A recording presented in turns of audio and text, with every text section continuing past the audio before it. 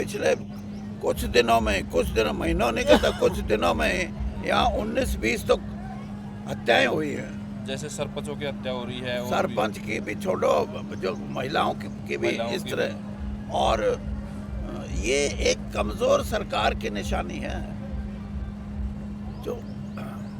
जो सरकार है, सरकार का एक आदमी के मन में एक ये होती है, कोई ये बहुत गुंडागर्दी को बर्दाश्त नहीं करेंगे, ये कोई जाति को बर्दाश्त नहीं करेंगे, ये किसी तरीके से कोई अगर गरीब आदमी को तंग करेगा, गरीब महिला के साथ अत्याचार करेगा तो सरकार बहुत सख्त है।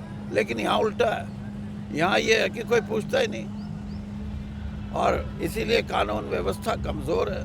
और एक तरफ तो सैनी साहब है, कह रहे लैंड ऑर्डर बिल्कुल पूरी तरह वो है, वो किसी प्रकार की गुंडा राज नहीं रहेगा, ये नहीं रहेगा। वो इसलिए है, आप भी इसलिए कह रहे हो कि इस अब ये नाराज होंगे, ये जो हमारी किसको क्या बोलते हैं कि टेलीविज़न है और अखबार हैं, ये एक तरफ की बातें करते हैं, और एक तरफ की बातें करने में तो सैनी साहब को क्या तकलीफ होगी, वो कहेगा भाई।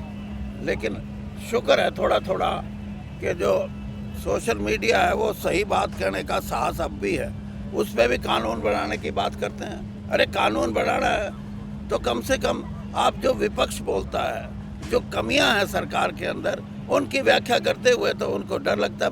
मैं आपको सही, एक बहुत बड़े टेलीविज़न के एक महिला ने मेरा, जैसे आपने इंटरव्यू लिया, मैंने कहा आप ये सवाल यूँ क्यों पूछते हैं, सीधा पूछो। कहने लगे जी सीधा पूछोगे तो नौकरी खतरे में पड़ जाएगी।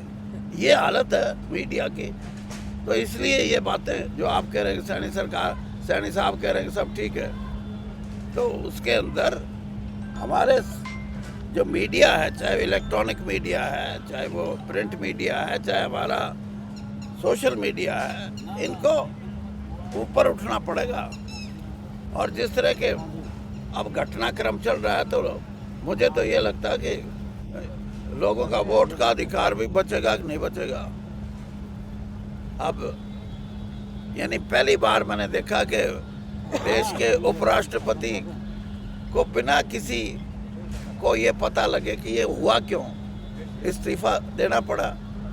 इस्तीफा देने का अगर प्रेस के अंदर हिम्मत हो तो प्रेस को उपराष्ट्रपति से पूछना चाहिए कि आप बताओ, आपका त्याग पत्र देने का कारण बताओ।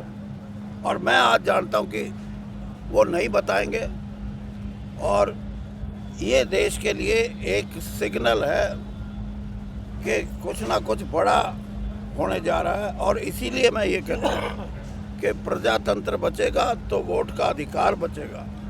वोट का अधिकार बचेगा तो मेरा बोलना और आपका यहाँ आना सार्थक होगा। वरना तो ऐसा भी होगा, बहुत से ऐसे देश हैं जहाँ वोट तो पड़ती है लेकिन इलेक्शन एक ही पार्टी लड़ती है। तो